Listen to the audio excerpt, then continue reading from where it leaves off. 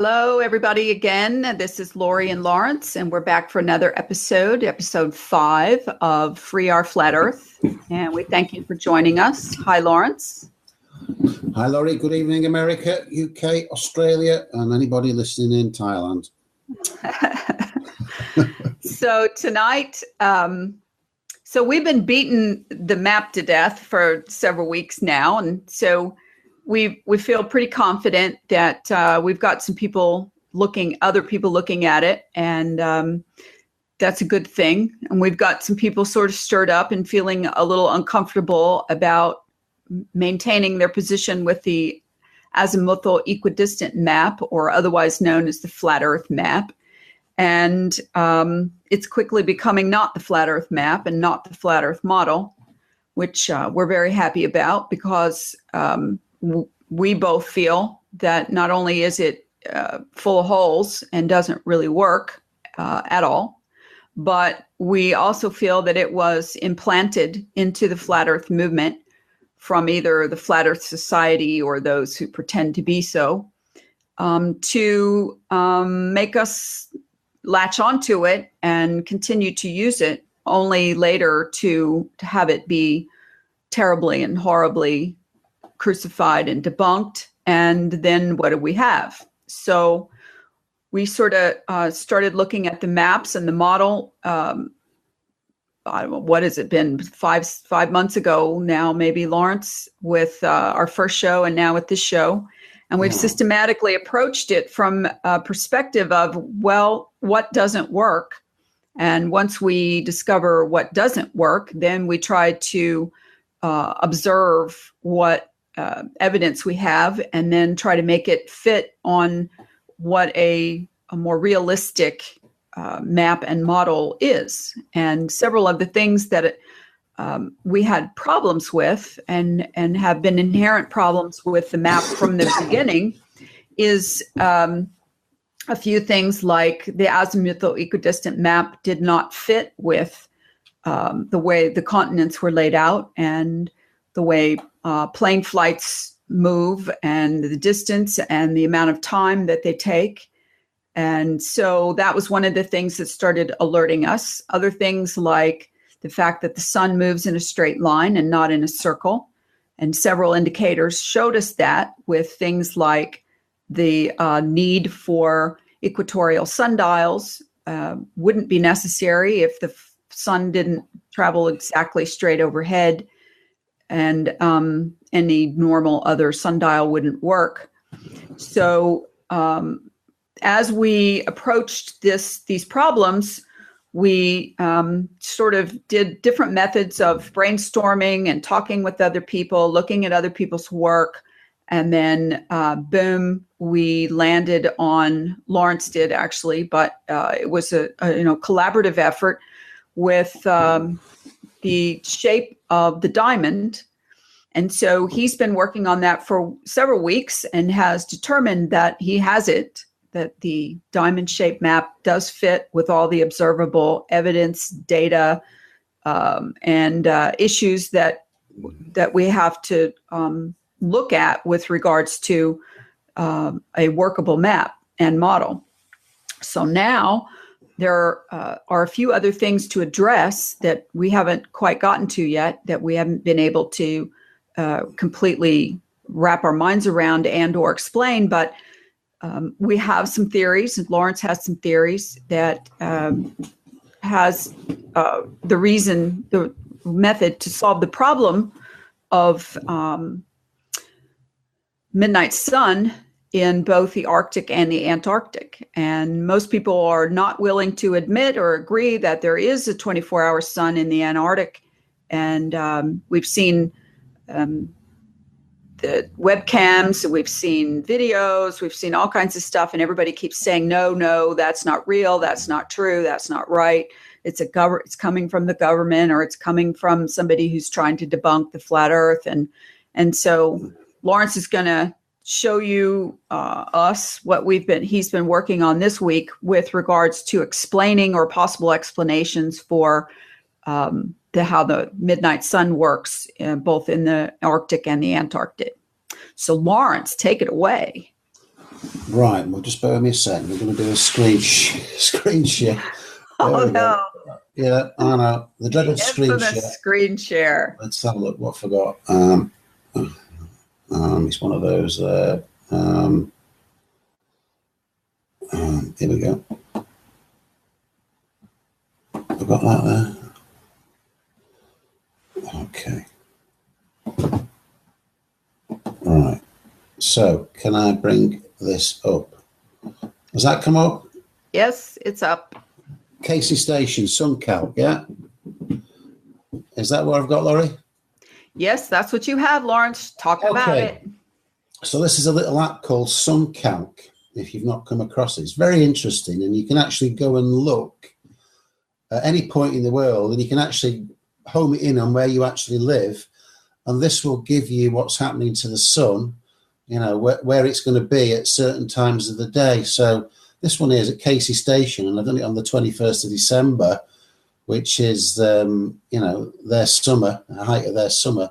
And if you look on the right-hand side here, it's got NA against dawn, NA against sunrise, solar noon at 4:36, sunset NA and dusk NA. So it's basically daylight 24/7.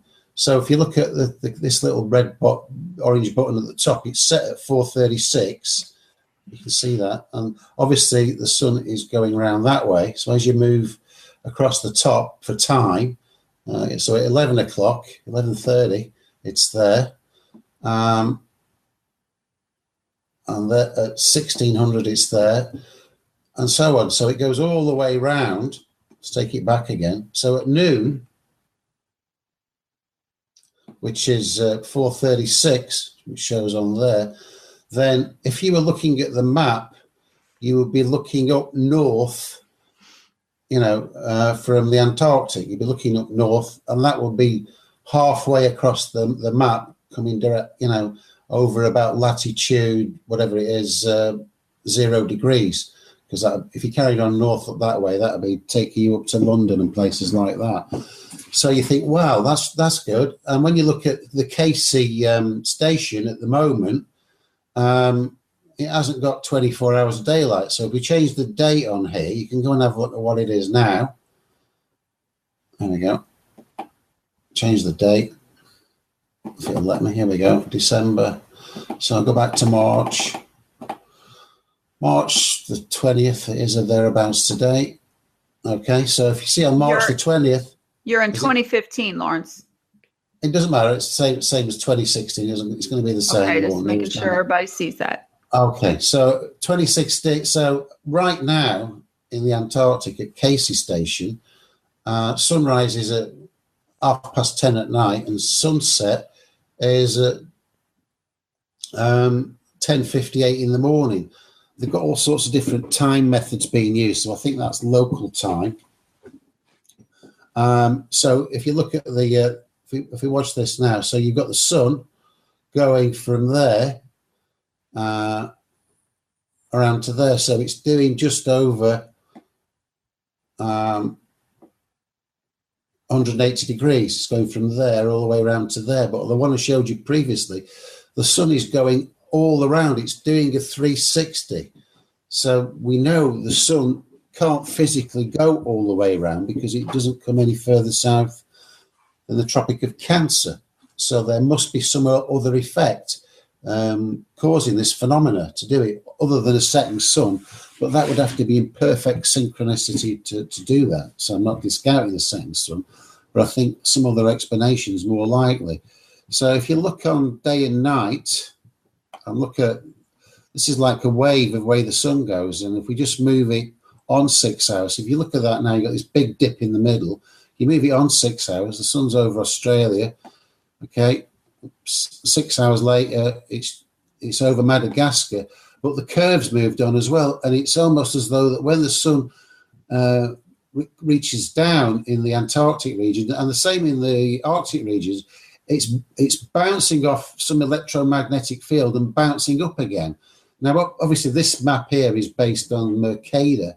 So on the diamond map, this would be even more pronounced. So you'd have the sun shining down at all angles. So let's just take it back a little bit. So it's where you would see it in the morning.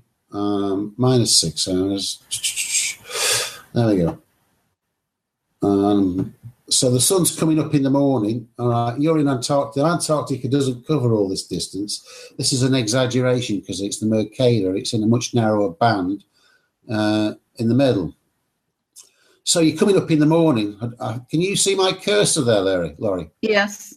All right. So imagine this is the sun coming up in the morning on the longest day of the year, or the height of the summer in Antarctica. These sun's rays are going to come bouncing down and bouncing up. It'll move along, bounce down, bounce up, and so light up a larger area, which is what's causing this big wave that we're getting here. And then when it gets past noon, which is in the middle, directly like beneath Britain, the sun's on the other side, but then it'll be bouncing back, coming from this angle and bouncing up that way, and it'll be lighting the place that it would already been, already travelled across. And because as soon as it gets to the end, it's going in this seamless passage and it's back on the other side. And so you get this whole cycle.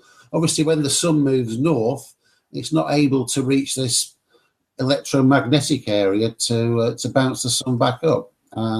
That does seem like a logical explanation to me, other than the two suns ones. But the sun is, in some shape or form, it is definitely casting shadows in every direction, which is sure on the sun calc. That was on 20th of March. Go back to June, and we can see June the 21st. Yeah, the sun is able. Oh, yeah. Sorry, Casey, so looking for December. I don't know why I thought June. That's June will be for the polar regions. December the 21st.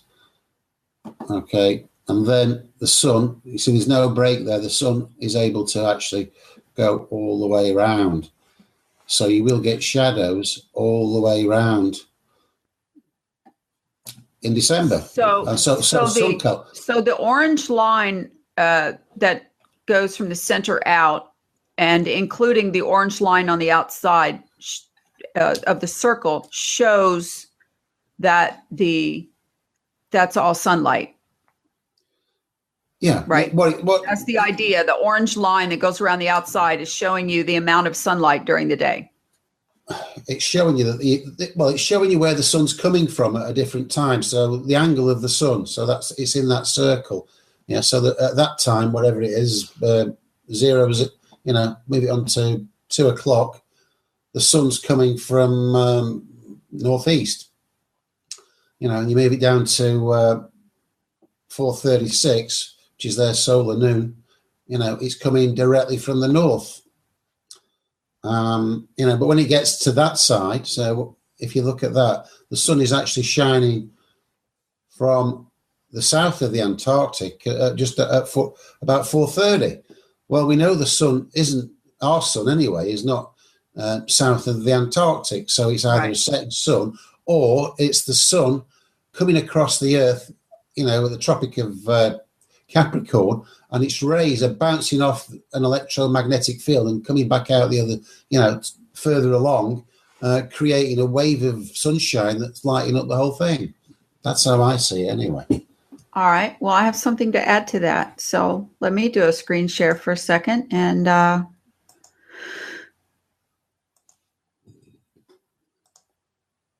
this is the octahedron, and this is two pyramids. I guess you would call them butt to butt, bottom to bottom to bottom. And the plane that you're semi-seeing in the center of it could either be a square or a diamond, depending on your vantage point. But if you put the flat Earth in that realm, inside the octahedron, and you put north at the top of the green, not the point up, but the backside point of the green, and Antarctica at this front side, which is where the purple, orange, and green comes together, then that easily, if there is a field at those points, north and south, that would possibly be your reflection or your return rays of the sun, or and that prevents us from having to say, well, there's two suns, because otherwise there's not been a good explanation for why and you can look that photograph up. Anybody watching, just Google octahedron and look at images, and you'll find a lot of versions of it. But that was one of the first things we all sort of talked about back when we were doing the previous show. The as above, so below comes into my mind when I look at those two pyramids put together to make an octahedron. So who knows? But there is 24 hours of sun in Antarctica. And there's enough evidence gathered about that there's no reason any longer to say, no, there isn't, and figure out a way to deal with this information. What we're finding more and more every week, every month that goes by, is that there are certainly ways to overcome the problems that we're finding with the flat Earth map and model. You just have to figure out an explanation for why these phenomenon happen on a globe, because that's the reason why they've been able to sell us the globe for so long, is because these phenomenon are explained easily by a globe, but they weren't being explained by a flat Earth model based on an azimuthal equidistant map, and a sun and moon circling round and round in a circle, because the sun never travels further south in the Tropic of Capricorn, and that's just that. It just doesn't. Yeah, and it doesn't go in a circle. That's interesting, though, because in the past 24 hours, there's been two YouTubes that have come out by ball earthers using the AE map to debunk flat Earth. So I went on and passed comments and said, you haven't debunked the flat Earth, you've debunked the flat Earth map. Right. Because they're all under the impression that is the one that everybody's using. Right. Well, and it has been the one that everyone's been using. It was the one that we were introduced to when we became flat earthers. And it was just a different form of indoctrination. We thought we were so open-minded when we walked out the door of the, Globe Society and walked right into the office of the Flat Earth Society, and they presented us with a map that was created by this Zetetic Society, and Samuel Robotham et al. And I'm sorry, maybe that they thought that was it. Maybe they thought that worked at the time that all of that was created. But we have much more technology today that we're able to use to debunk that map and that model. So it's time to start over. It's time to throw it away and say, there's a lot of people out there who say, well, I'm perfectly comfortable not having a map and a model. I still know the Earth is flat. Well, so do we. I mean, we're still flat earthers. Lawrence and I have been called, shills and disinfo agents and every other kind of thing, because we're questioning the flat Earth map and the flat Earth model based on the azimuthal equidistant projection. Yeah.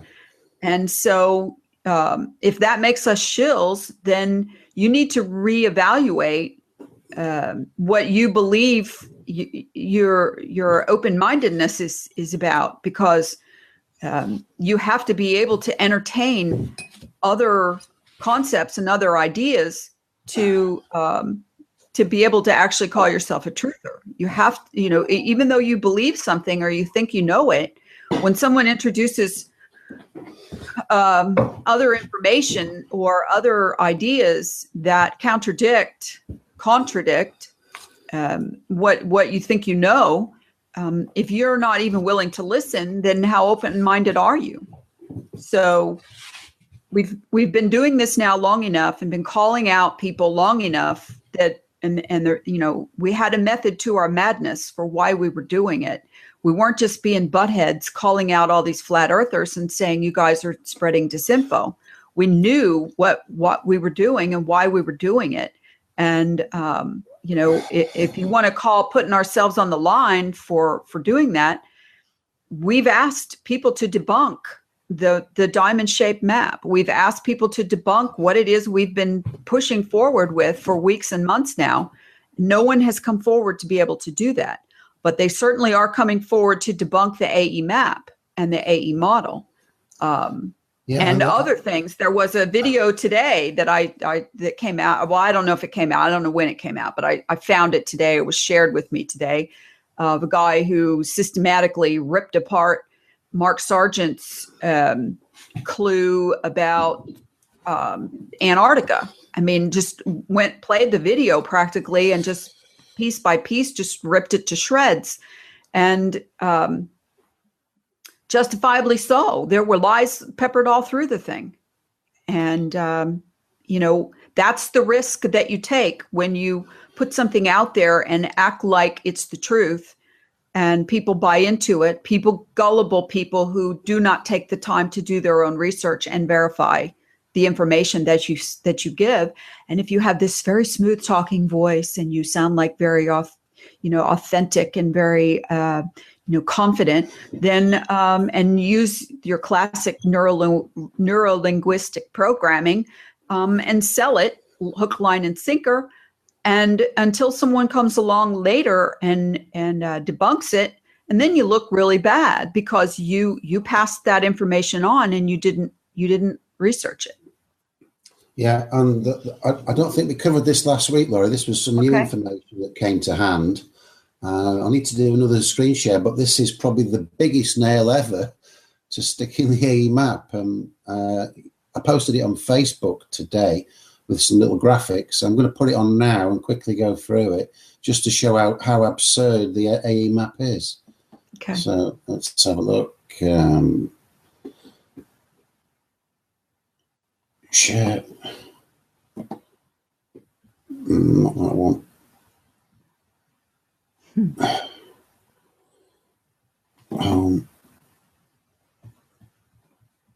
It's got our conversation on the Yeah, nice one.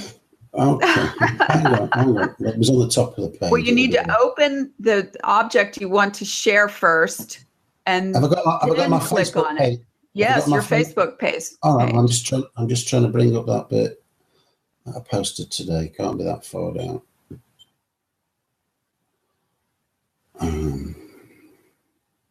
Here we go. Okay. So it would appear that many flat earthers are still using the AE map to depict the plane we live on, or what we like on, despite the overwhelming evidence that it is a fake map planted into the flat earth community. So this is the first little picture. Click on the picture itself, Lawrence. All right, so I'm on the picture now. Does that come up okay? Yeah. Okay. You're making me a nervous wreck posting out of the group or putting it up on the screen, but it's okay. I know. It does my head in, this sharing thing. You don't have this photo in your archive? North Pole to the equator, 6,220 miles. That's the official distance, and it stacks up with all the other, calculations that have done, and it stacks up on the previous work that we did on it, and it stacks up on the longitude and latitude calculator. So this is basic math. To find the radius of a circle, the circumference of a circle at the equator, it's the radius times 2 pi. So the radius is 6,220 times 2 pi.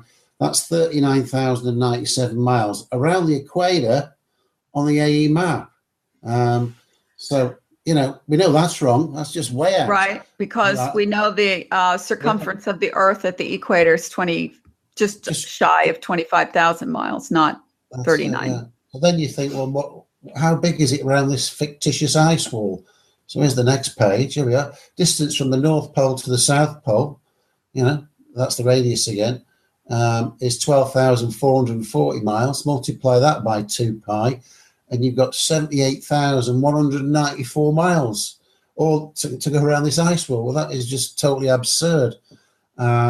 And then you see how that impacts on why the flights look so ridiculous on the next picture. So the distance across the AE map is twice the circumference. So the distance across is the same as the circumference of the Earth, 24,880. So that's just to give you something to compare it to. And then you look at the distance from Santiago, Chile to Sydney. Well, it's actually 7,063 miles, which is verified by the flight times. But on the AE map, and I actually measured this by getting the Gleason map out and doing a comparative, percentage thing, it was working out at 16,400 miles. Well, no wonder that the flat earthers are getting stick about this, because you can't make it. you just ain't going to do it. You're going to need something that not only was it supersonic, it needs to be supersonic. In the ilk of Concorde, not just 900 miles an hour. It's going to have to be, something that's going to go. If it's doing it in 12 hours, it's going to have to go at about 1,250 miles an hour. So, what's coming up next? Anything? No, it's just those three pictures on there. So the actual distances, and this is using conventional math, accepted figures that, and if you want to argue about the size of the Earth, well, that's the same size that flat earthers are using for their curvature calculations. So you can't have it both ways. If you're going to use official Earth measurements for that, then why shouldn't I use it for that? Because it is verified by the flight distances and times, and it's verified by the longitude and latitude calculator, and they've got no reason to lie about the distance across the equator. So that was that. So well, I've covered all my little points that I've managed to dig out over the past few days. I've been looking at the Book of Enoch, and it's quite fascinating stuff about all these breeds. You've got the angels breeding with the women, and they became Nephilim, and then the Nephilim bred with other Nephilim and created some other, I can't remember what it's called, some other race. But apparently all these people were sort of causing havoc, and it was a den of debauchery, and everybody was having sex with everybody, and the angels were having sex with animals or messing around with animals. And that's apparently why they had the big flood, to kill all these giants. Well, it's not really a probably. That's pretty much the way it happened. So it makes you wonder,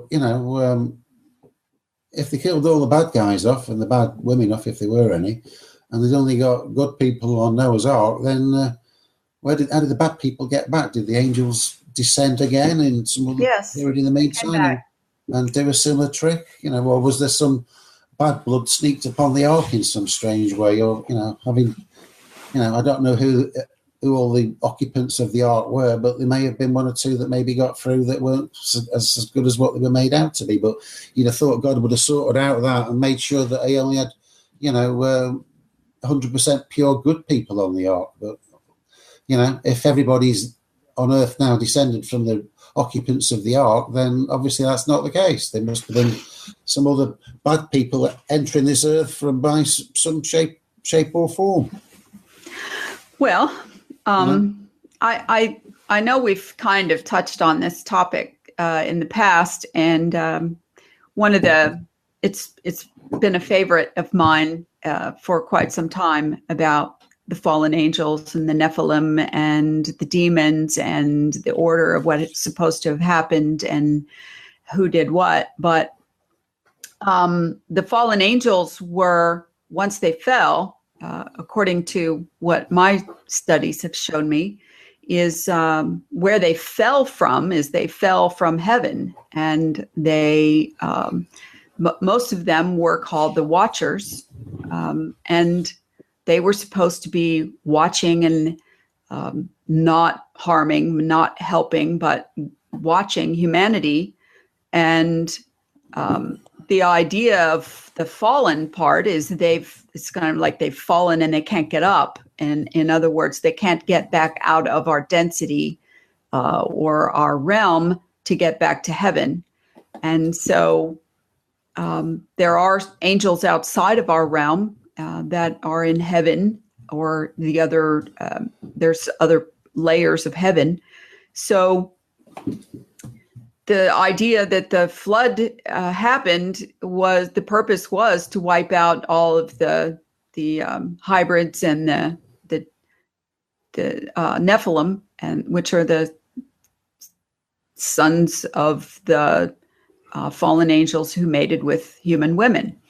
And supposedly when they died, they became demons. They were disembodied spirits of the Nephilim, and the demons are still here, and they have been wreaking havoc ever since.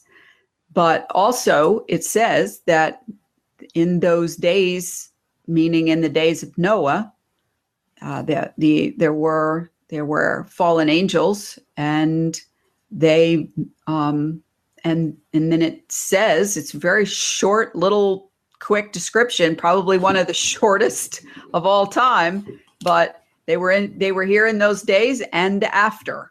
Okay, so either they have the capacity to fly, and they hovered or flew or rode on top of the ark or whatever while it was sailing around floating around in the water, or there, as a matter of fact, I guess it was last year or the year before when the movie Noah came out, some Hollywood blockbuster movie with Russell Crowe as Noah. They tried to imply in their version that Rascal Tubal-Cain was a stowaway aboard the ark. And when the ark landed, he escaped and started all over again. But there were giants, and that's another one of those conspiracy theories, because every time you turn up a picture of giants, everybody goes, oh, it's photoshopped, oh, it's not real, it's CGI, it's not real. Yeah, I've got a few pictures of those here, Laurie, and right. with the giants. Well, I mean, people were saying it was. They were just saying it's Photoshop, CGI, but let's just show us some of these pictures. Well, it may be. That's not the point. You can show all the pictures you want of giants being dug up, skulls and bones being dug up, and people will still argue, all the time that these giants didn't exist. So go ahead, show pictures of giants, and, the internet's loaded with them. Yeah. If I don't talk, they will be on the screen. So go ahead and talk. All right, well, hang on. Oops, there we go. Lost them for a second. Some of these skulls, they're like bigger than three times. The skull's three times as big as a man. Here we go. I'll just pan this page down. You can see. So if you look at that there, these two guys, that skull is as big as a man, and some of them. Let's find some more. Some of them are even bigger. Look at that guy there. That guy's skull's like 6 foot tall just for the skull. And people could say that. Why would people go to the trouble of making all this sort of stuff up? Well, they say the same thing about dinosaur bones. And look at that there. That skull is as big as a frigging crane. Just the guy's bloody skull. How tall is he going to be? He's going to be bloody 300 or 400 foot tall. But when I was looking through Enoch, it gives you all these numbers saying how tall people were. And the tallest I found in Enoch was somebody who was a man who was, 3/4 of a mile tall, high, Rob Skiba goes into it, and he was talking about 450 foot, Prior to me even looking at this, I'd heard of men being 120 foot tall.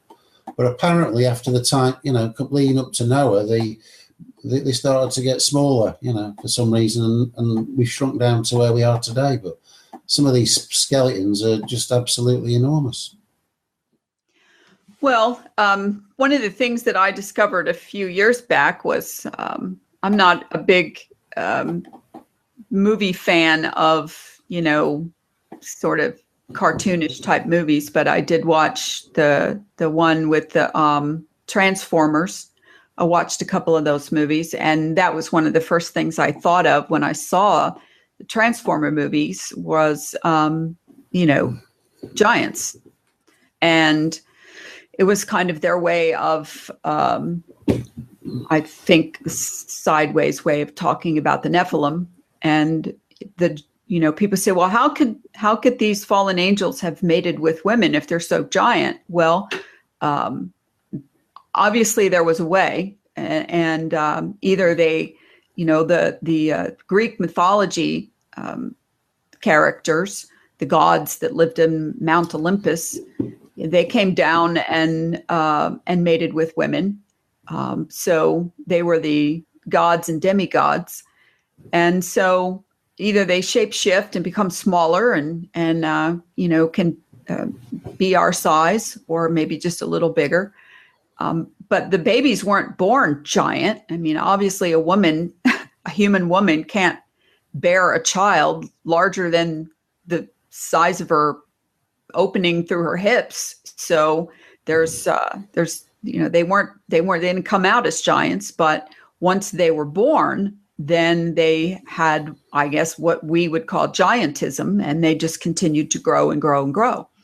And there are stories, biblical stories, and apocryphal book stories about giants that describe that there were humans who became giants after they were already men, that they continued to grow. So, as far as the history of our Earth is concerned, with our timeline and everything, I mean, pre-flood, we don't really know much of anything except what the scientists and the archaeologists and those tell us. So how much of that information is honest and truthful, I would guess not a lot. But there are also stories about these giant bones being dug up, and sort of the men in black, or the Jesuit priests, or whoever comes and collects the bones and takes them back to the Vatican or some other warehousey type place and stores them away for no one to ever see again. So there's plenty of stories about that. Yeah, there's lots of books on Enoch there, and some of them they'll give their slant on it. And but one interesting thing I saw, it said in Enoch that something about there being another end times 70 generations on from Noah, which yes, depends what you term a generation. Let's say if it was 80 years, then it'd be 5,600 years. Depends what you call that, but that's bringing us to where we are today. And there's a lot of people think that we're in the end times because it's the same as with the Nephilim, isn't it? They were doing all sorts of bad things and experimenting on animals and shagging all the women and stuff like that. And we're getting shafted by society. We're all slaves and stuff, and it's just as bad now as what it probably is then. So we may well get some other cataclysmic event to wipe out the bad people. That might be us. They might think we're bad. Yeah, one of the things that people neglect to add to the Nephilim story is that the fallen angels are, I would use the word superhuman. They're not human, and they are eternal beings. Lots of stories have come from the concept of the Nephilim. I mean, things like vampires, the undead, and that they don't die, and because they're undead. And so if you're a spirit being and you're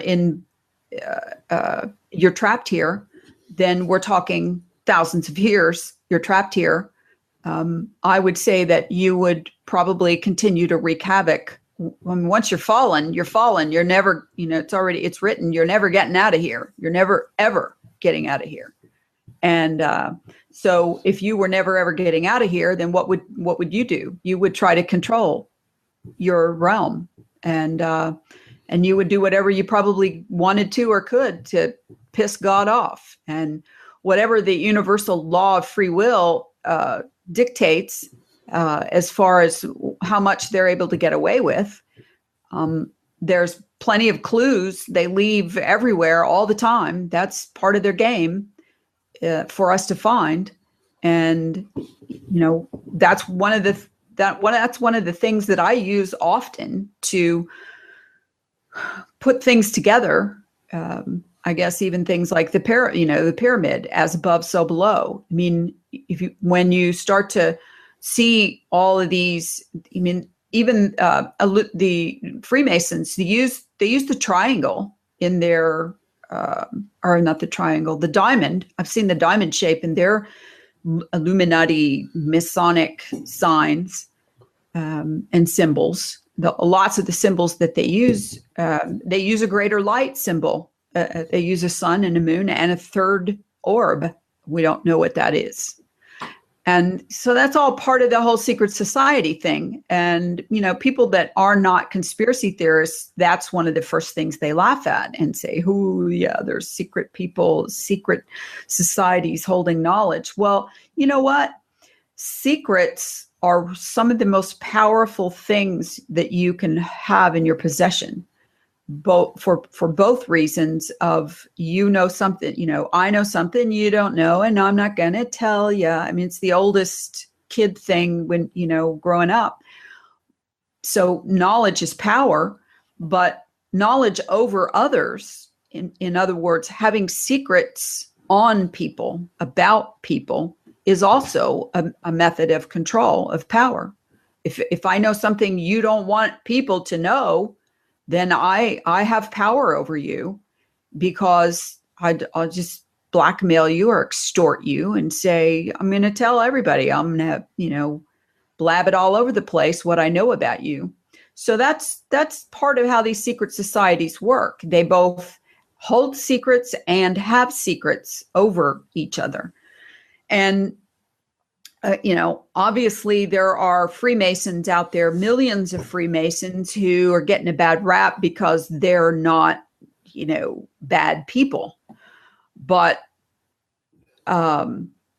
they belong to a notoriously bad organization that has, I guess, a front room and a back room. It's like you go to the restaurant and you sit in the front and you eat the food and it's beautiful, and then everything's nice and the service is great and all that. In the back room, in the kitchen, in the back of the house, they call it, it's ugly and horrible and crazy crap's going on back there, and you're all sitting out there going, "La di da di da, isn't this great?"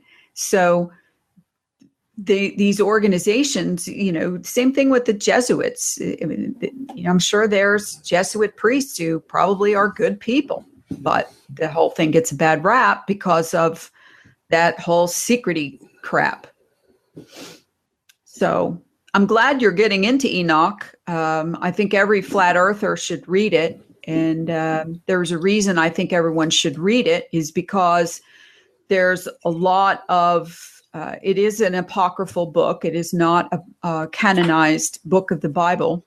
And so a lot of purists, either won't read it or they disregard everything that it says because it was never canonized as part of the Bible, the Council of Nicaea. So, and it talks about the sun being a disc rather than rather than a ball. So that's an interesting concept. Yeah, it does. I don't know why. And it talks about gates and portals and how the sun comes in and out. There's parts about the angels that tend to the sun, that keep it powered, that keep it working. God created special angels just to manage the day-to-day management of the sun. So if you've never read it, there are several YouTube videos where people have taken the time to write it, to read it into a video and put some images and stuff like that. So if you're not good at reading longer types of things, there's breakouts of different parts of Enoch. Not all of it is about the sun and the moon and all that, but understandably, Enoch was considered sort of the scripture Bible of the day before the Bible was actually put together and written. And they say that the Enoch was not inspired by God, and so that's why it wasn't in the Bible, but there are references to Enoch in the Bible. So it's just another part of the knowledge base that's good to have, because we never know when we're going to click on something. I mean, just like today, I was telling you about, and you saw that I had a conversation with Free Energy on his channel about the video that he made about the model of how the sun works, and so I sent him the audio that I made that Jim, my boyfriend, and I made about a dream that he had, and you can find that on iTunes, on Flat Earth Conspiracy channel on iTunes. And it helped. I was hoping that it would help him see what Jim saw in his dream, because it seemed like a vision type dream to me. So that's the kinds of combinations of extraneous stuff that I think helps move this thing along. Okay, Laurie. So what else about Enoch did you find other than the giants? No, I was fascinated by the whole, are we still there? Where have you gone?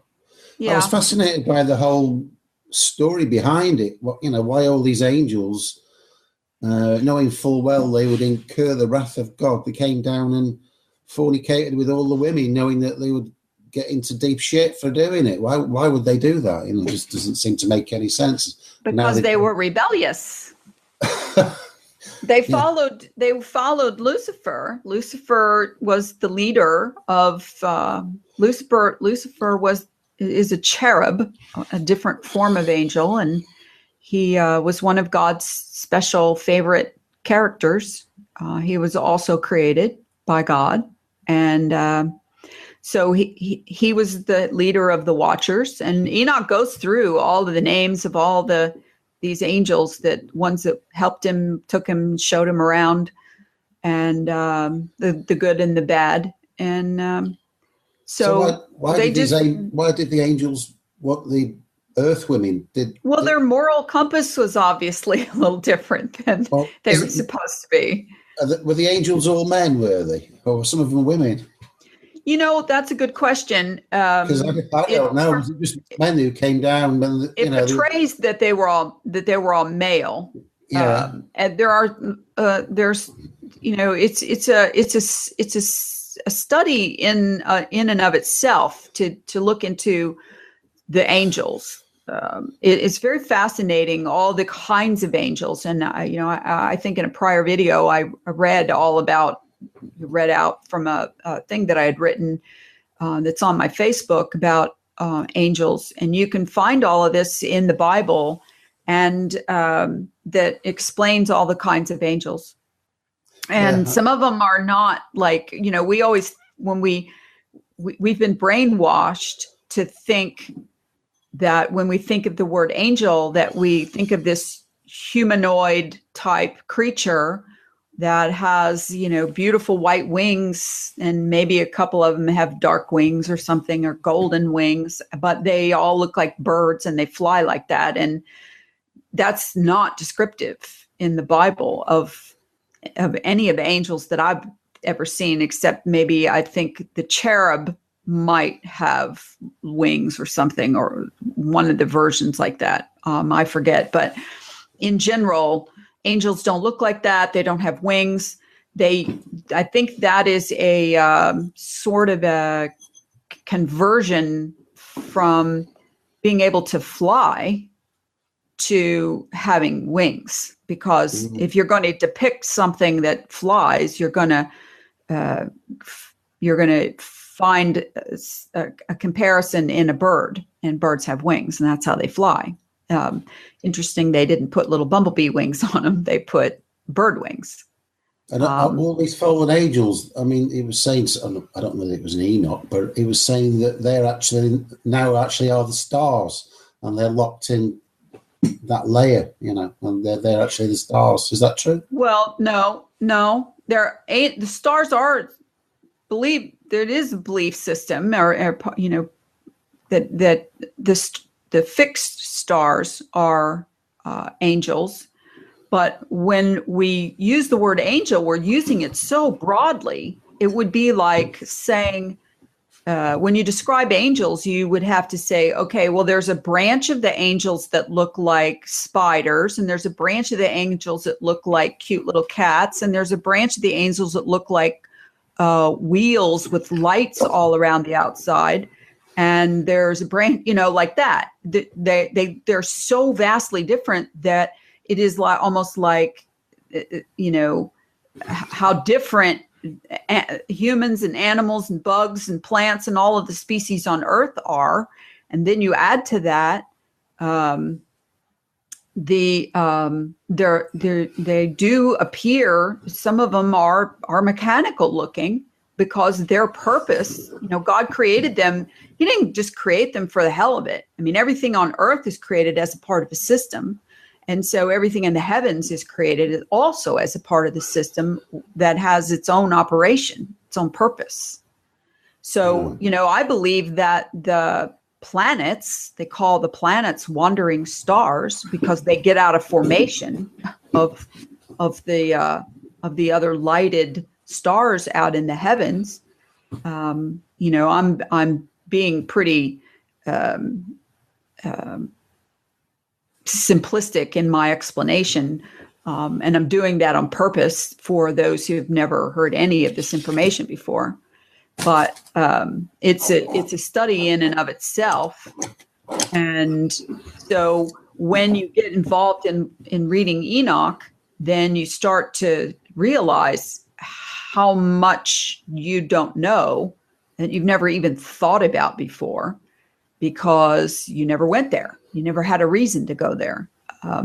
Even a lot of people who have been, Christians and raised in Christian faith all their lives have never read Enoch, because a lot of ministers will tell you, no, that's not, it's not canonized, so you shouldn't read that. It's bad for you. And I'm not really exactly sure why they would say that, other than to, a warning should be enough, or an admonition to say, it isn't biblical, so you can't take it as solid faith. But so I forgot to show something on that Antarctic lorry. Can I go back onto that and just bring that up again? Jump all over the place. It doesn't matter. This is our show. All right, let's go back to that then. Hang on. Yeah. Share. Okay, so we had this sun calc position on. Has that come up again? Okay. Yes, it is. All right, 20th of March, which is today, and it's showing that sunrise is at 22:37, sunset at 10:55. So it's roughly, they've got 12 hours of darkness and 12 hours of night. It's slightly more light than dark. But if we go to Casey Station right now, we can see the times might show differently because they're on local time there, and this is probably showing as some uniform standard time. But if we go over to Casey Station, let's see if they actually get 12 hours of darkness and 12 hours of light. So here's the recording. Now we can see in the top right-hand corner what it's time stamped. So let's see what time. We'll wait till it gets light and then see how much we've got. All right, so it got light at about 8 o'clock in the morning, and then we're passing throughout the day. There's not many people coming and going today, one or two, a few vehicles coming and going. So it got dark about 10:30. All right, start again. All right, what time does it get light? Is it going to run? I'll stop it as soon as it gets light. The lights are still on. 7:50. There we go. 8:25. It's just about coming up. There we go. 10 to 9. There's still some lights on outside, but it's light. You can see without the aid of, you can see the buildings. So 8:50 a.m. and the day progresses.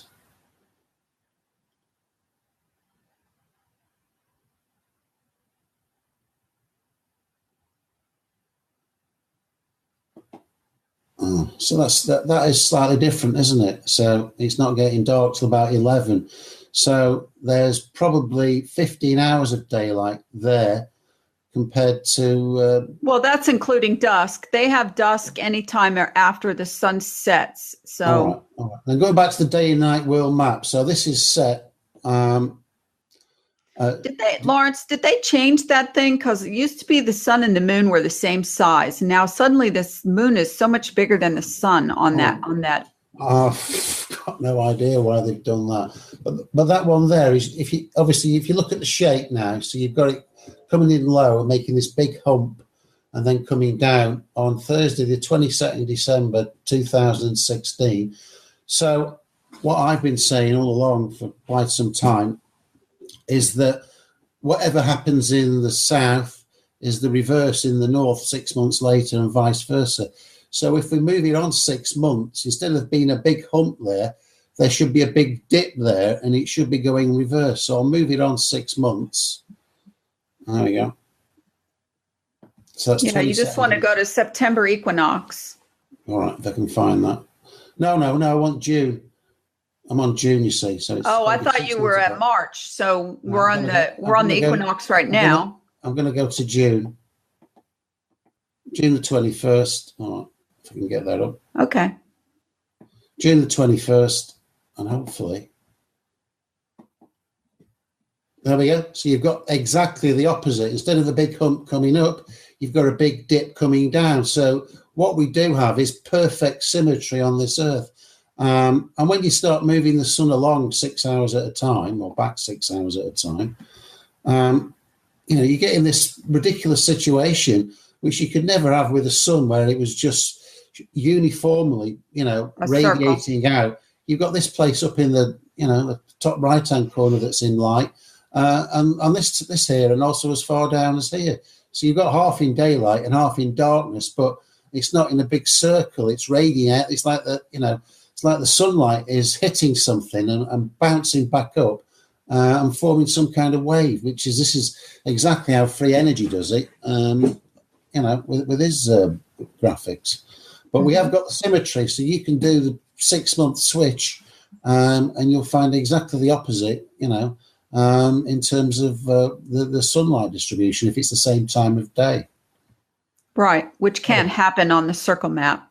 No, it will never happen. You don't get the waves like it on there. No, it just doesn't fit, and you couldn't light everywhere anyway. You'd only light a small percentage of the.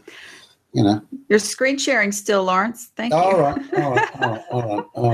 Okay. Okay. So the idea of that's another one of those things that you have to take into consideration, the observable facts. And, again, people yell and scream and get mad and point fingers and say, you guys are using government provided information. Not all of these websites are government provided, for one thing. But second of all, if I have to say this at every single show, I will keep saying it. Okay. This information is verifiable. There are ways to cross-reference 2 or 3 or 4 different ways to verify the same information.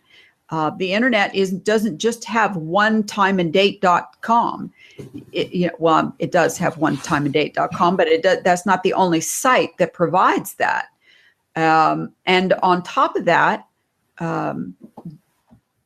if they were that off, people could walk out their freaking door and look up and say, well, the sun's not where it says on timeanddate.com. The sun didn't come up at this time, or it didn't set at this time, so it's wrong. So they couldn't fudge it that much. It's one of the problems that we faced when we first became flat earthers, was people yelling, how does that stupid sun work? Over here, when it's over here on this side of the circle Earth, but over here it's dark, the sun is huge and it's the sun. How can it be lit on one side of the plane and dark on the other side of the plane? Well, people use every descriptive method they can find to explain how it works. But at the end of the day, it doesn't work on the circle map, but it does work if the sun moves from east to west across the diamond or the square, either one. You have to mimic what's happening on the globe because it works. And the only way to dispel the globe is to prove that the same phenomenon works the same on the flat Earth. And with the circle map, it did not. It just did not. But this way it does. It starts in the east. The sun starts in the east. As it's coming towards you, it gets lighter and lighter, and it goes overhead, and then it goes off to the west, and then you can't see it anymore, and it gets dark. Okay? And because it's moved away so far that the light isn't infinite, it doesn't travel forever. I mean, that's part of the other problem that we've got stuck in our heads, is that we're used to thinking the light's traveled 93 million miles to get here, so it's just always coming at us. And the only thing that makes it dark is that the Earth is a globe and it turns around to the other side. That's not how it works. The sun isn't infinite. If you want to go and check where you actually live right now, because if you're in the Northern Hemisphere, you should be getting 12 hours daylight and 12 hours darkness. I'll show you on the screen again. There we go. Sure. Okay, so back to this sun calc position. So I've got, does that come up again, Laurie? Yes. This is Manchester, okay, on the 20th of March. And you can see there, sunrise is at 06:11 and sunset 18:23. So you've got 12 hours and 12 minutes of daylight. So you can see the sun is rising in the east. We can move this across. It's rising in the east. And it's setting just a little bit north of west, and it's depicted as actually arcing around there, but it may well be moving, as far as I think, it's going to be moving in a straight line. But if you move it on to, say, June. The arc is to describe the amount of light during the day. The orange part, that's what I was talking about earlier, not just the line across. So this is the arc of the orange line. Well, this is the fascination for me, Larry, because in the summer, at the height of summer, the sun, according to this, is going to rise, not in the east, but in the northeast. No, that's not what it's saying. That's where the light is going to hit first. That's not where it's saying the sun's rising, is it? I think that's where the sun's coming from that direction, where the pointer is, and the sun is actually going to move round visually from where you are, and it's going to set at 9 o'clock at night, or 9:45 there. So the sun there is almost done 3/4 of a circle. No, see, that's what I'm sorry, but that's not what it's saying. Because that's saying the sun's going in a circle around Manchester. And well, I know that's what I'm having difficulty with. Because, okay, so that's what I want to check out for myself. Okay, to see whether that is actually happening. The orange line represents the amount of the time of the daylight that arrives. Okay, and what's the direction then? We've got this direction, haven't we, from the arrow? I'm sure, and that's telling you where the sun is rising in the morning.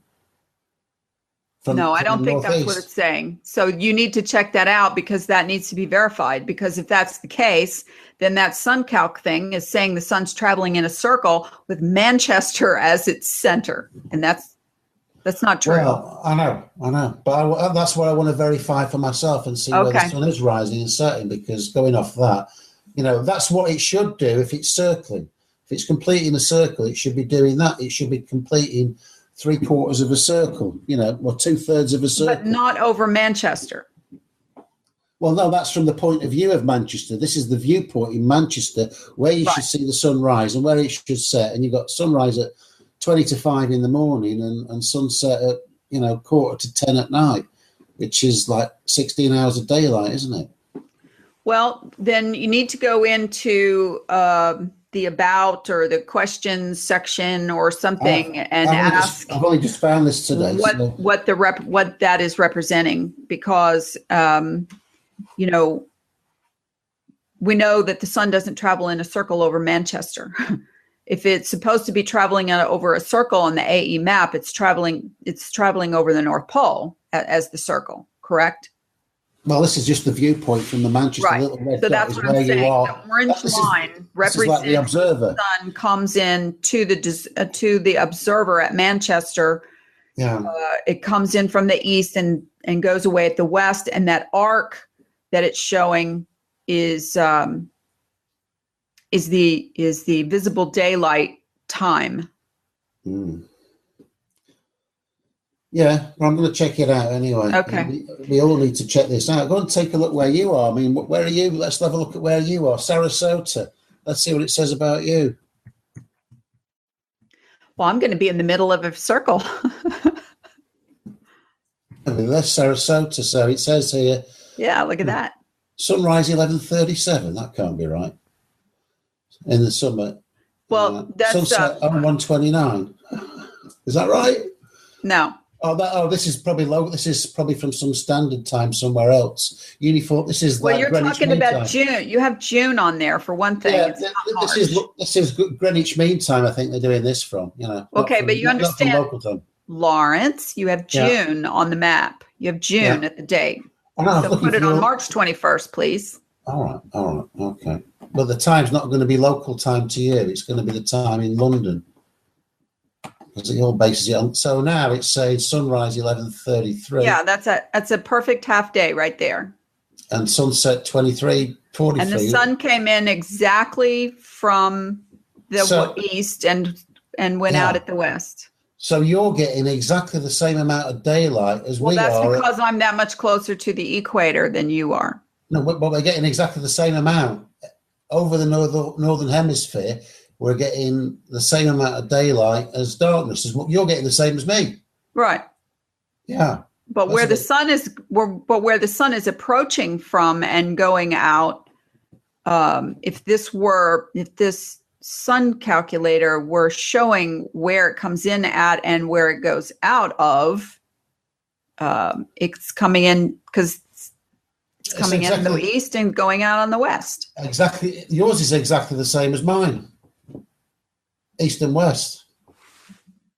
Okay, so what was the deal with the Manchester one? That's my point. It's exactly the same. So if I change that to Manchester, go back to Manchester, it's exactly the same as yours.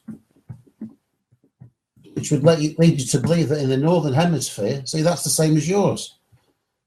12 hours and 16 minutes. So okay, so when was it that you had up there a minute ago that showed it coming in at the northeast and going out in the northwest? That was That was the longest day in the summer. Okay. Your longest day won't be as long as ours. You only get the same length of day as we do on the equinoxes, don't you? Yes, and that's my point. But after that they diverse.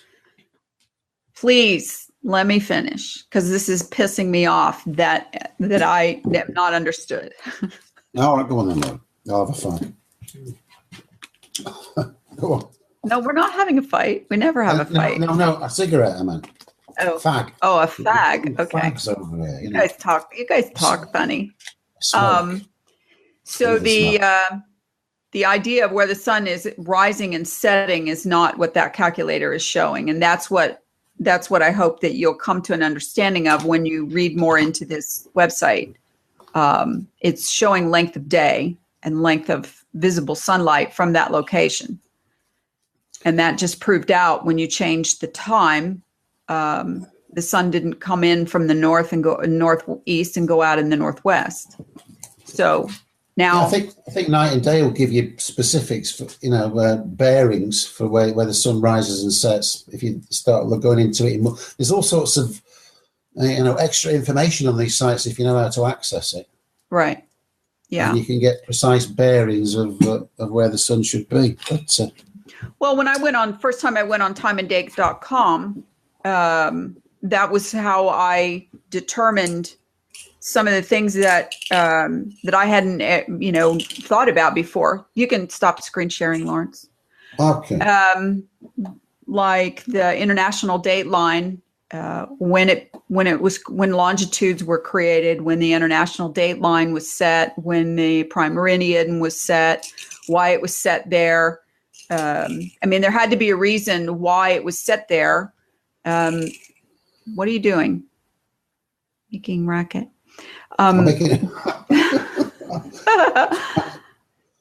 But the international date line and the prime meridian were set in those locations for a reason. It wasn't that they just arbitrarily chose the prime meridian, from the center of England. It's supposed to be the center of the world, okay? And when in the international date line, or otherwise known as the anti-meridian, is on the opposite side of the globe. So on the diamond map, the prime meridian is still in the center, and the anti-meridian is on the east and west edges of the diamond, correct? Yeah. Okay. And the reason why the diamond shape came up was because of the mathematics of what we have been told the length and width of the Earth is, correct? Yeah, using official information, but also, checking it out with other sources to make sure it's right, which he did with the flights and stuff like that. By cross-referencing flights and the movement of the sun and the moon, in cross-referencing the length and height and width and where the locations of the continents are and so on. And so where is it that they say historically the center of the land masses, center of the map is separate than the center of the land masses? The center of the land masses are supposed to be where? Pyramids of Giza? I think they would have been if the Earth was all joined together and was, was what by the Pangea map. They're not the center now. They're saying it's probably somewhere in Turkey. Oh, I would imagine before, assuming that what they say about the Babel story is true, and all the landmasses were dispersed, and we had all these different languages, then it may well, there's a new centre now, but that may well have been the centre then. Well, according to the Pangea theory, right, where all the land masses were joined together at one time, and of course, that's, we've talked about this before, that's one of the theories of how the architecture of pyramids and pyramid-shaped buildings ended up all across all the different continents, because at one time that was shared information because all the continents were one landmass. So again, that's a theory. And but it's a pretty plausible one, because that was one of the exercises we went through when we were in elementary school. And that was, take the continents and push them all together and see if they fit together. And they did pretty much equally. So, so let's go back to the concept of the enclosure of our realm. Okay. So far, I have heard a dome. I've heard a box, a cube, based on the religion, I guess the Muslim religion, and I think maybe Hindu, maybe. And now we're kind of thinking about a pyramid. And one of the last videos that I watched of that free energy, we talk about him often. One day he's going to decide he's going to come on somebody's show. I hope it's this one, but he did a model of the light source, the major light source, and then we go back again to the biblical, because he does take most of his model information off of a biblical and extra biblical information. And the Bible says God on the first day and the second day, and then on the fourth day, and he created light, and then he created the sun and the moon. So there is this hanging light out there that is not the sun and the moon, that it's a separate light. So Free Energy made a model of this sort of extraneous exterior light source that in his model, he makes it look like a concept of a mirror ball, I guess you would call it, like we're at the disco, which I thought was pretty smart on his part to distribute all the starlight and make it go in a circular pattern. And how then if you planted this mirror ball of light as the source over the top of a pyramid, and at the point of the top, the apex of the pyramid, then turned it like a clock, the light would go down one side in a clockwise direction, and the light would go down the other side in an anti-clockwise direction, which is exactly what we see when we watch star trails going by time-lapse photography over Earth, depending on your location. But if you took that at the equator, it also represented how there was a North Pole light and a South Pole light, like Polaris in the north, and I forget the name of the one in the south. But it was a projection of light that came out of both ends of the mirror ball equally. You have to go and watch the video. I'll dig the link up and put it in the description after we're done with the show. But it's pretty interesting. It answers a lot of questions, and it solves a lot of riddles as to how the stars work, and the sun and moon are independent of this extraneous light source. And it also answers to, if the stars are souls concept, then they're inside this mirror ball, for lack of another word, this light source. It's pretty fascinating, and it clicked a lot of wheels in my brain. Yeah, I have been looking at great circle routes as well, Laurie, and checked loads today, and they are doing it. Let me just show you one. Okay. On flight radar. Get it on. Just a minute.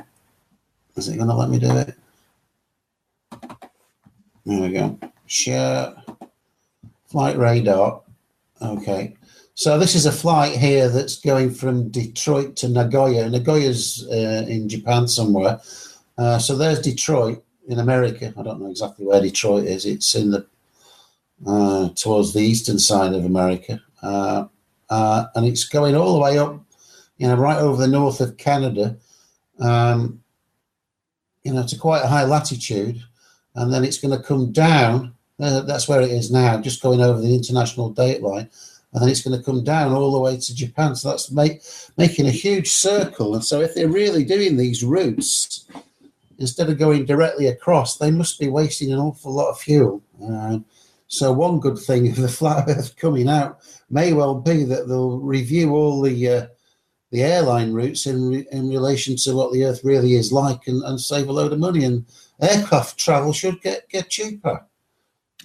Well, so let's ask ourselves, why are they doing that? Well, apparently when they plan the routes, they do them on the globe, and then they transfer them onto a Mercator map. So this is a Mercator map.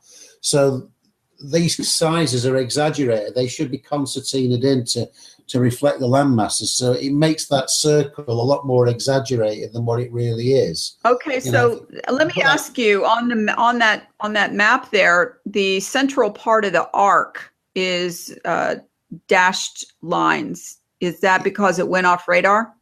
I presume so, yeah, because it was in quite a remote area there. The purple is presumably when they've got contact with it, and that dashed area is where it's just an estimated location. You can go and check on these and get bearings at different times, but I haven't been in and done that yet. But I've seen lots of stuff going over, from North America on the West Coast, and they're flying over Greenland to go to London. which doesn't seem to make any sense at all. So I don't know why they're doing it. Well, of course, now you'd have somebody with the AE map who would, jump to the rescue and say, da da da da. Here's why. That's the only place it makes sense on theirs, though, when it's going close to the North Pole. Anything that goes near the North Pole. They also talk about on, I think we talked about this last week, and I did find the article where they talk about they've now gotten permission to fly over the North Pole from, say, Russia to Canada. Okay. Yeah, there's no flights going over there, though. I've been on this all day looking at it. There's nothing going much further north than what that plane's doing there.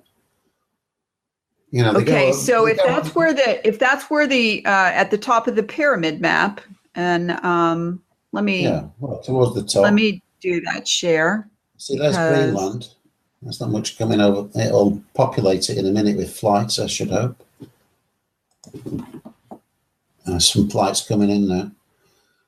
That's a military plane over Greenland at the moment. So there's nothing. I don't know what that is. Where the hell's that one going? That one's going over the North Pole. What the hell's that one there? Delta Airlines, Detroit. Oh, can't be. Where the hell's that? Sorry, that's going from. Okay, so see, Lawrence, look on this map right here. That's going to. Yeah, that's a local journey. Okay, so let's do that same arc.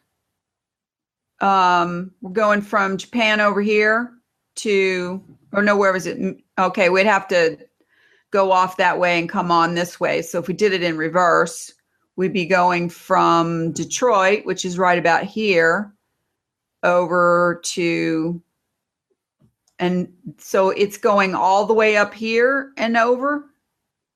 No, because we're going the opposite. We're not flying east to west. We're flying west to east. Yeah, I mean, some go the other way. Like you've got that one there, which is airport. What's that one? That's going from New York to Riga. I don't know where's Riga. Is that in Europe somewhere? Riga? That's believe in Soviet. Iraq. Is it? I don't know where Riga is. And you've got that one there. I'll tell you in a second. Tokyo to Paris. So that's going all the way up there, and then it's probably going to drop down to Paris. So how it's Riga is in Latvia. Is it? Right. Well, that one from Tokyo to Paris, that's a total distance of whatever. How many miles is that? Close. It's 9,700 kilometers.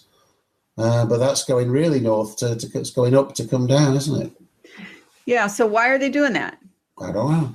Other than to fake people out, and yeah. So you say, well, why would they waste all that fuel? Well, they're not really wasting it; they're charging for it, and there's plenty of excess fuel to burn up because we don't ever even. I mean, there's all that garbage about peak oil and everything else. We know that wasn't true. So maybe it's just part of the ploy. I don't know. That one looks quite reasonable. London to Vancouver. That's going in because Vancouver's on the west side of Canada, isn't it? So that's not going too far out of the way. That's not gone up over Greenland to get there. It's just gone that's not a great circle route. No, it's just that's a pretty straight line route. Yeah. Yeah. Well, it could have gone that way. Well, I saw a photograph today someone sent me of the Southern Oceans with there was like a flight tracking site. And in the photo screen capture that he took, it was just saturated with planes all the way across the bottom. And I'm like, wait a minute. Isn't this supposed to be one of those things that you never see? You never see the flight tracking across the Southern Ocean and these long distance flights between, say, South America and Africa and Australia. And sure enough, it was on a Mercator type map, and they had little yellow planes just like saturated, 8,000 of them or something all over the place. So maybe they're adding those in now to fake us out, because that the flat earthers have made such a stink about the untracked flights in the south. They show estimated position, don't they? But it may well be that the people that they will be tracked for sure. They're not going to send planes over vast distances without keeping. Well, I mean, they're always connected by radio. That's one of the things that people, neglect to think about. They never lose radio contact. They just don't have flight tracking GPS, visuals showing on the flight tracker. And since we know that they're not using GPS using satellites, they're using ground-based. For a while there, I thought that maybe that's what some of those, the Google barge thing was going to be about, was they were going to plant some of those Google barges out in the middle of these oceans and use them as a stationary point for ground-based GPS fakery. But I'm not really sure what those ended up being used for. I don't really hear about it too much anymore, but it was a big deal about a year and a half ago. So, okay. So what other interesting stuff have you been looking at? I've been looking at some of the Admiral Byrd stuff and Antarctica stuff, and why some of that fakery was put into place so many years ago. And it seems pretty clear to me that part of the PSYOP for the Arctic and Antarctic was the propaganda was put into place back in the 40s and 50s, for sure, about why Admiral Byrd, said that it was such a vast amount of land, and then went into the whole hollow earth thing, and we've never heard another word about that. I find that extremely curious that somebody with the so-called, reputation of Admiral Byrd, which was supposed to be impeccable, talked about hollow earth and, what he said he saw, and not another peep about it since. Yeah, and that's backed up by Enoch, because I haven't got it in front of me, but it was saying that, there's these four places, and the north, there's some special place there. That once you go so far, you hit this special place, and it may well be, and that's supposed to be a land of giants as well, isn't it? These blonde-haired giants that live there. So maybe because that was all the rage, hollow earth, and this. Well, as a matter of fact, going back to that Transformer movie, I think it was maybe Transformer 4, where they had the giant Transformer bad guys army holed up in the Arctic, and the military liaison guy went there to speak to the head of the Transformer army. And I don't know any other names because I wasn't a fan. I just happened to see the movie and remembered this, and it clicked. But they were held up. They were holed up in the Arctic. And I've got a question for you, Laurie. All right. All right. So it's the spring equinox now, isn't it? Okay. And the sun is directly overhead at the equator. It's directly overhead. No. It is. No. Is it not? Directly overhead over the equator at the two equinoxes. No. The spring equinox isn't the sun over the Tropic of Cancer, and it's equinox for us. It's furthest. Okay. north. Now wait a minute. I think it's over the equator now. Okay. So, well, let's go see. Go to that timeanddate.com you just were on. All right. Time and date. You already have it pulled up. All right. So let's have a look. See where the sun is tracking. All right. Let's change it to. Now I'm all discombobulated. Change it back to March. Equinox would be equator. Yes. 21st of March. I'm pretty sure it's over the equator now. Equator. Okay. Right, so let's change the time and get the map up. So yeah, that is over the equator. All right. That's So Singapore's over Lori had a about brain fart. All right. So the sun's directly over the equator now. Now, if you actually go and look on SunCalc, and find you where you would live, you're having the sun directly rising in the east, not northeast or northwest. It's in the east, which begs the question, and it's the same for me. But the only place it would go in actual spot on in the east, if that's where the sun is moving across there, would be on the equator. If we're further north, then we should see the sun rising from that angle, shouldn't we? We shouldn't be seeing it directly from the east. So why is that? Let me go put my my location in here, because I just went there. Sarasota, Florida. Okay. And detect my location. Well, let's move it on so you're getting your sunrise. Let's have a look. Move it on 6 hours so it's over your country. There we are. You're just about getting sun. No, it's just a bit too much, isn't it? Let's go back an hour.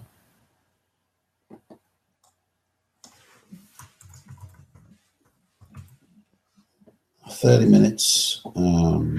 Okay, well, let me share my screen so you can see what I got. All right. All right, so here's my. Yeah, so you're getting the absolutely perfectly east and west. How can that be? When the sun is below you, because you're not on the equator, you're north of the equator. Yeah. So if the sun was rising in the east, the sun's going to be. Well, I'm pretty close to the Tropic of Capricorn, aren't I not? Yeah, I know. But you still shouldn't get the sun coming directly from your east because the sun is south. Okay, so that is not that. I mean, this that yellow line going across at 3 o'clock is coming from the east. The yellow line the yellow line that turns into the orange line is directly east and west. Yes. And the sweep is going, this sweep right here. Let me go back to the, oops. What happened to it? Okay. The sweep, that part where you said where the sun's coming in and out. See this part up here, these corners? I think that's just, I don't know. That's where it visibly, I guess, because the whole thing's curved, right? The whole swath across here is curved. So I don't know. We need to continue. We need to continue to research how this system works. I think that's how the sun appears to you as it comes into your viewpoint. So it's east at sunrise, and then it appears to be moving in an arc. So that at noon it's directly to the south of you, and then at sunset it's going to be, in your case, it's going to be to the west. But that I can't see how that could be if you're north of where the sun is coming in from the east. Well, I'm north of the sun in general, correct? Yeah. Okay. Well, so are you. Yeah, I know. North of the sun in general. The whole length of day equal thing is representative of wherever you are, right? If the sun's going across the equator on today, then the sun, the length of day is equivalent to everybody north of the equator is having a half a day of sunlight and a half a day of darkness. Everybody, right? Well, imagine that you're a little soldier or a little human, and you're on the AE map and you're facing south, and you can see the sun coming across from the east. You're from your viewpoint, that sun is not coming from the east. It's coming down from the southeast, isn't it? It's not coming from the east because it's south of you as well. Well, yeah. But on your on your. And that's what happens in reality. If I go outside and look at the sun coming up, it comes from the southeast. Well, that's what we need to check. And I watch it, I'm looking out my kitchen window. I can watch the shadow of the eave of my house progress back and forward and backward as the year progresses.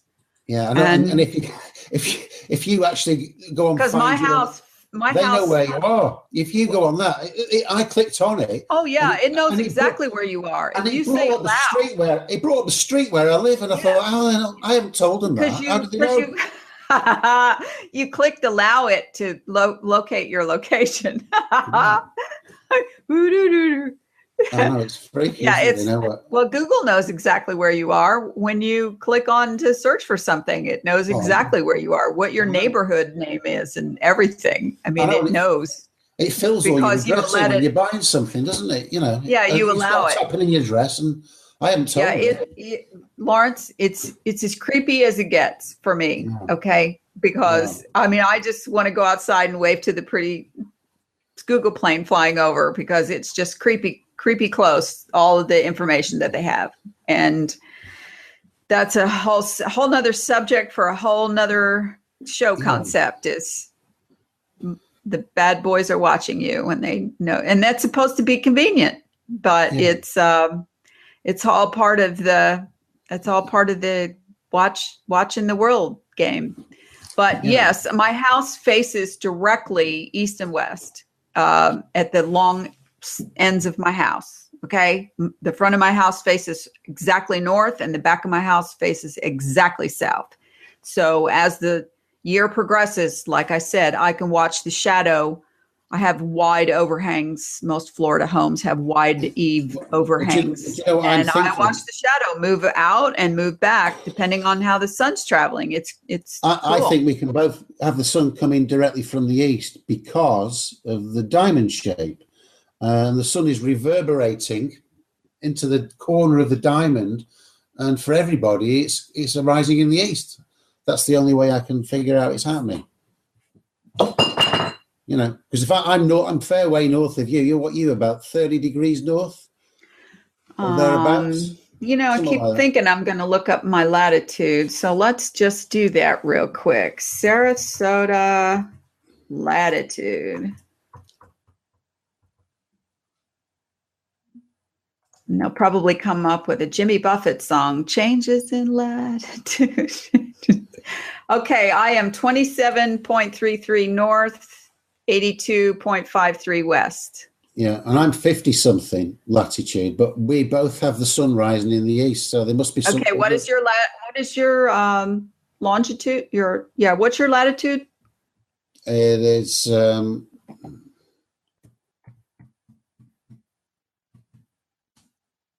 It is north. It's 53 north, or thereabouts. Okay. So I'm a lot further north than you, but we are both getting the sun rising dead east. And that's not possible, unless the sun's actually doing something else. And I think the diamond shape gives that effect. So I think it's going into that diamond. Well, not just the diamond shape, but the pyramid shape over the top of the diamond shape. Yeah, there must be some effect that's causing that to happen. Yeah. See, folks, on this show, we're not afraid to say this is or that is a possibility because we don't know. That's the whole point of this process of this show is to have people watch us think things through as well as making some pretty bad, but sometimes presentations, because that's our method of research. And, that shows that we're completely open-minded going in. We'd have to be really good actors to look this goober. Yeah. So on purpose without Laurie. Let me share my screen again because I've got a nuke on now in Greenland, and there we go. SunCal. So in Greenland, so Greenland is over 60 degrees north, and they have got 9:23, 21:46. They've got 12 hours and 23 minutes of daylight now, which is more or less the same as you and me. Right. Yet they're 60 degrees north, and their sun is rising just a little bit above the east. It's a bit, it's like, a few All right, degrees so above find the east. find someplace 60 degrees south. Oh, all right. Well, the only place I can find there, we can go to Stanley, which is 50 something. Stanley, which is in the southern hemisphere, tip of South America. There we go. And look at there, it's east and west. Yeah, and they've got 22 sunrise. 22 and sunset 10. 10, sunset 10:30. So they've got 12 hours of daylight as well. But theirs is rising directly in the east as well. So there you have it. So it seems that when the sun's directly over the equator, everybody is getting near as damn it the sun rising in the east, and which is quite a phenomenon. The same length of day. How can that be? I don't know. Yeah, I don't know. Somebody needs to explain it. Yeah, that's a little curious. Yeah, I know. You got anything else, Laurie? I haven't got any other stories to share. Have you got anything exciting to tell us? Well, I wanted to go back. You can stop screen sharing now. Okay. I see myself double. So I want to go back and talk about the Enoch a little bit more for a few minutes. Okay. And because this information that is coming from the people of Enoch, we have, and the reason why I want to do it is because in the flat earth movement, or if you just want to call it the flat earth community of people, we have all shapes and sizes, all ages and backgrounds, all cultures and locations across earth. Would you agree to that, Lawrence? Pretty much. That video that I put out, you look at the statistics on it, and it tells you which countries have viewed it. And I'd got about 130 countries, virtually every country. Some had got one. Even somebody in Greenland watched it. So flat Earth, in and of itself, the community of flat earthers, flat Earth researchers, whether you call yourself a flat earther or not, at least if you're in the groups, or if you're watching YouTube videos, or you're doing research, at this point, we're going to lump you into this category of people. And having said that, that represents probably a complete shotgun pattern approach to humanity. And what I mean by that is every religion, every culture, every age, every location, somebody from everywhere. And when you start doing this research, you look at all of this different information. Now, if you're just a cursory researcher and you believe the earth is flat because you watched a couple of YouTube videos and sound logical and works for you, but you haven't taken the time or inclination, or really don't care enough to, which is all fine and good, to each his own, to delve into all these different subjects. There's a lot of information that you naturally, as just a person, would not have looked at before. A Muslim is not going to look at the Book of Enoch, for example, unless they choose to do that.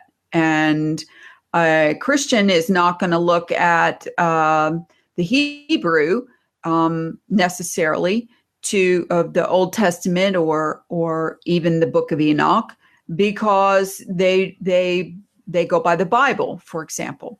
So all of the information that people are gathering, I've seen quite a contentious problem from time to time, which is one of the reasons it's kind of stopped now. But early on, when in the groups, for example,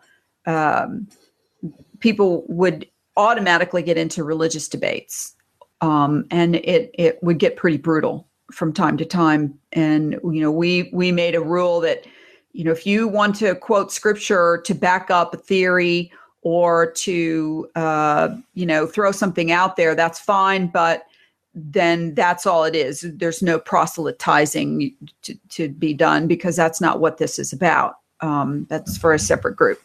So that's why looking at Enoch, for example, is a good challenge for people, because if you haven't ever looked at it before and don't know this information, never heard of it. I mean, I know people who've been Bible students for years and years, and they've never heard of the Nephilim before, or they've only heard about it from a cursory approach from a minister in church, because there's this couple little lines of scripture that talk about it, about the Nephilim.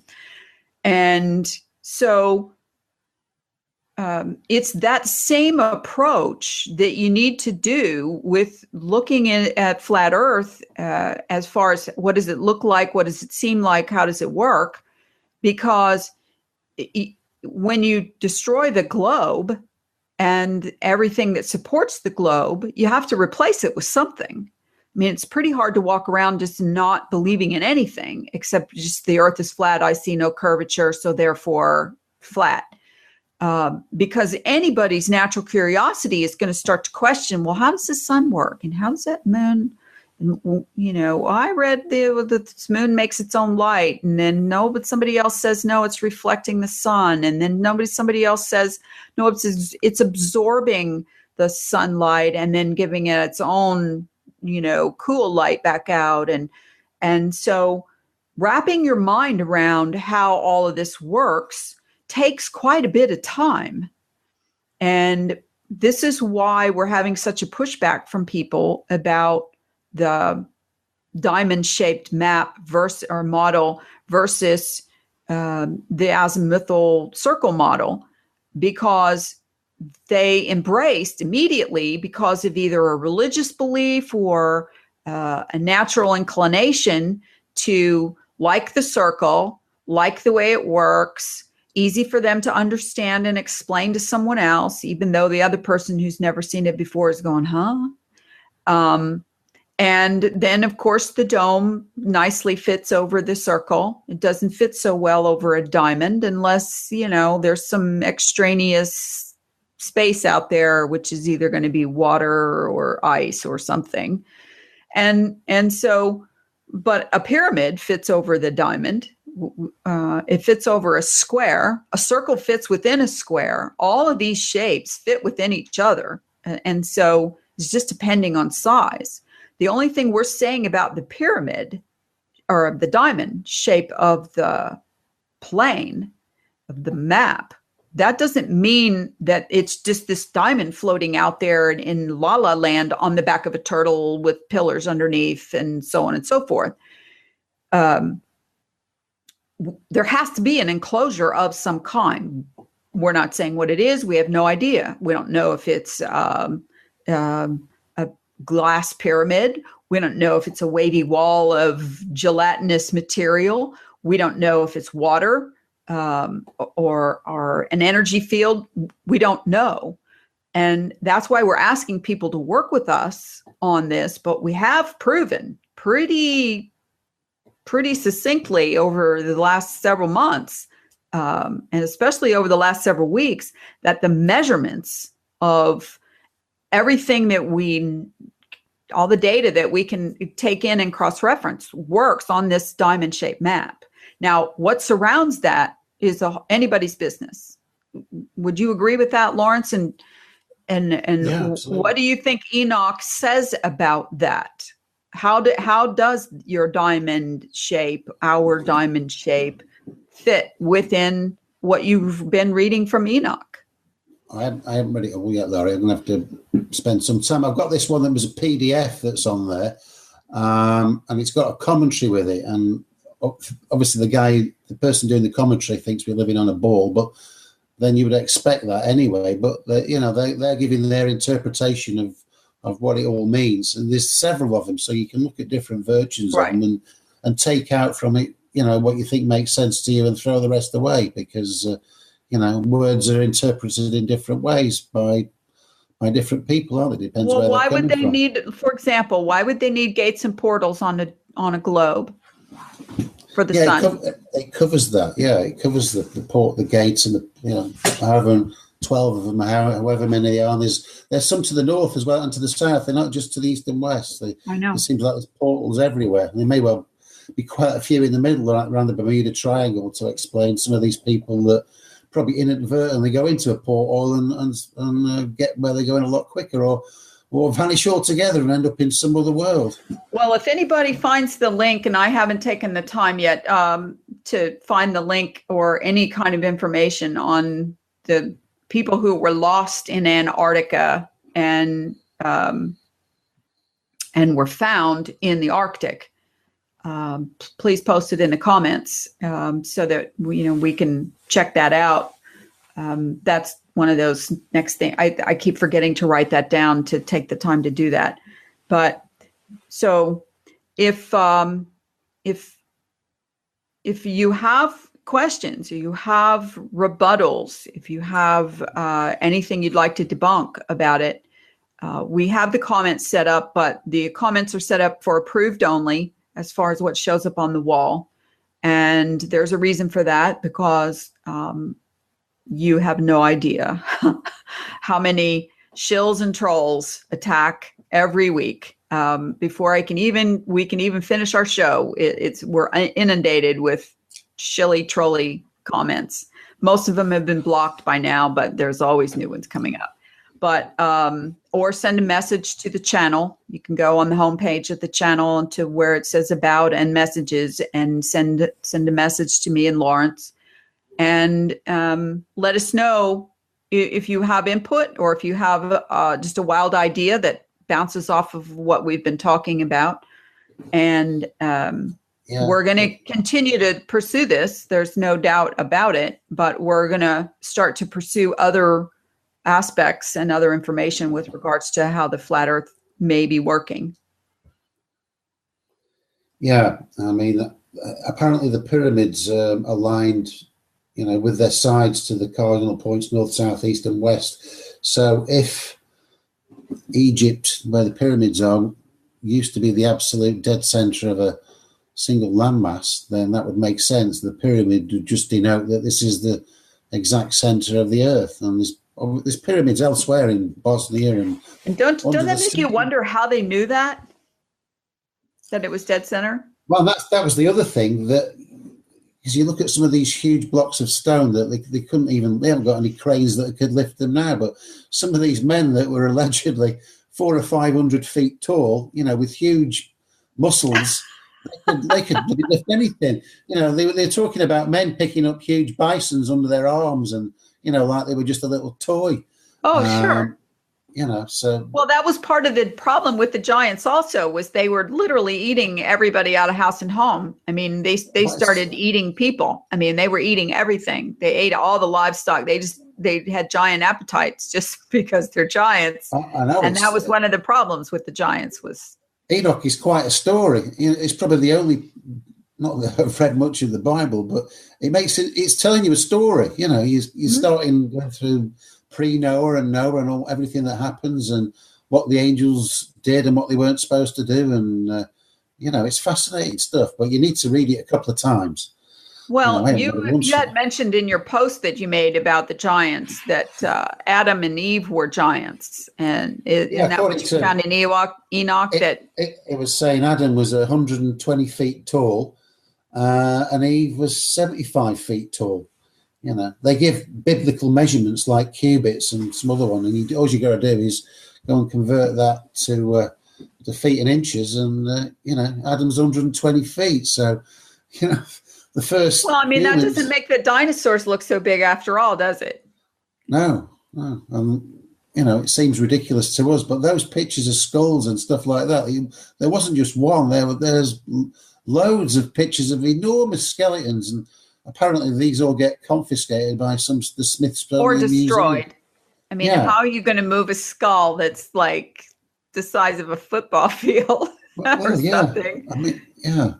And why would anybody Photoshop But how would you even recognize it was a skull if it was the size of a football field? If you had started digging, you wouldn't you would maybe realize it might be petrified bone, but at the same time, I mean, that's whole part of the flood story, as far as I'm concerned, is all of that got buried. I mean, it's all buried. And so there's been some islands, I think some island in off of Italy, where there's an abundance of these giant skeletons that were found. It's a study in and of itself. And there's definitely some carvings. There's some place, I can't even remember how you pronounce it, something like Gushu Garden or something, where there's carvings on the side of the stone face of the mountain of giants, and it was one of the places where they did ritual sacrifice of humans, because they have carvings of humans all around there, and the giant depicted in it. You can Google it by putting something like giant sculptures, giant carving eating a human, and because the human is like hanging out of its mouth, and it's a strange hybrid looking giant too. It's got like a bird beak or something on it. But I mean, why would they go to the trouble to carve all that if? Yeah, I know, and it's funny, isn't it, that we had a bit of religious education at school, but when they told us about Noah, that was it. He was just the animals came in 2 by 2, and that was bloody well it. He wasn't. They never told us why and or what how was going on, or how they managed to get there. Well, I'll tell you what, if they told the true story to the kids, it'd be a whole lot more fascinating and more interesting, wouldn't it? Oh, yeah, sure it would. Look, kids, what happened here? All the angels, they came down and they started shagging all the women down there, and they gave birth to these enormous giants that have got 6 fingers and 6 toes on each hand, on each foot. And then they started. The animals just showed up. It took like 120 years or something for Noah to build the ark. And, because imagine the sheer size, and you're cutting down all these trees and everything. But anyway. And some of these angels, prior to the flood, it had never actually rained from the sky before. All the water came up from the ground, and it was like dew that came on the plants, but everything was apparently watered from underneath. I mean, we're talking about an entirely different environment on Earth prior to the flood than it is today. And so, the more you dig into it, the less flat Earth sounds crazy. And I think part of the deal is that we're really not supposed to ever be able to understand how our world works. And maybe some people know some secrets beyond what we know. But if you add it all up, no matter what secrets they have and where they got these secrets from, whether it was the fallen angels themselves, which is what most people suspect, that these the fallen angels and the Nephilim passed on this information, or they're still around and in charge, which would be my guess. And they're the keepers of the knowledge, and of course they would know because they've been outside of here before. I mean, they fell, they've fallen, and they can't get up, so they came from outside, and they reign supreme over the earth, and have for as long as mankind can remember.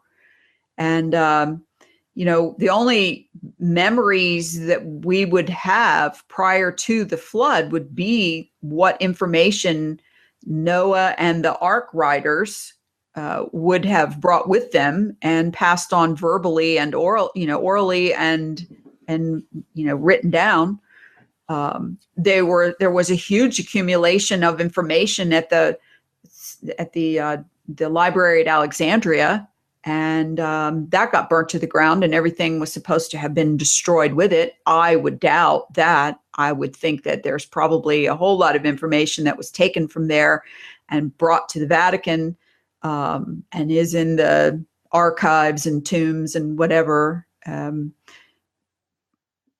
kept secret for whatever reason. I mean, there's always the only reason that you can ever think of would be to have power over others, to have control over others.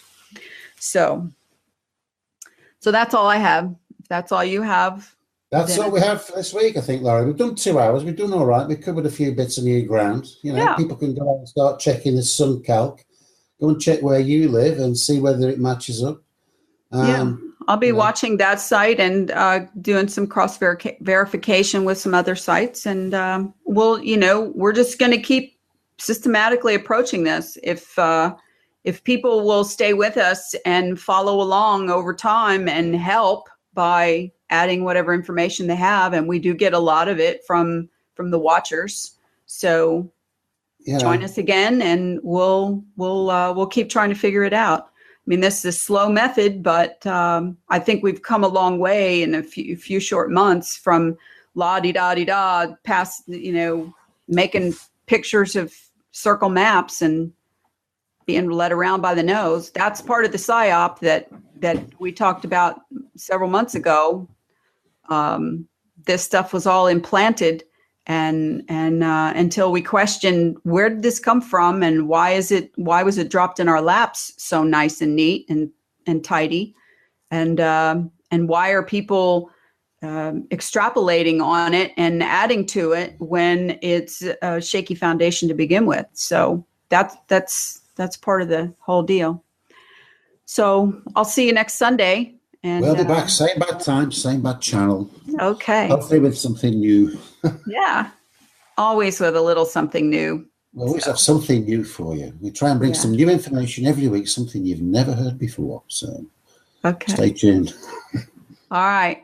So good night, everybody. And thanks for tuning in. And please subscribe, and please pass the information on to other people. And please have the strength of conviction to tell other people that the AE map is not the flat Earth map, and that if we all work together, we can discover what it really is we live in, on top of, inside of. So good night.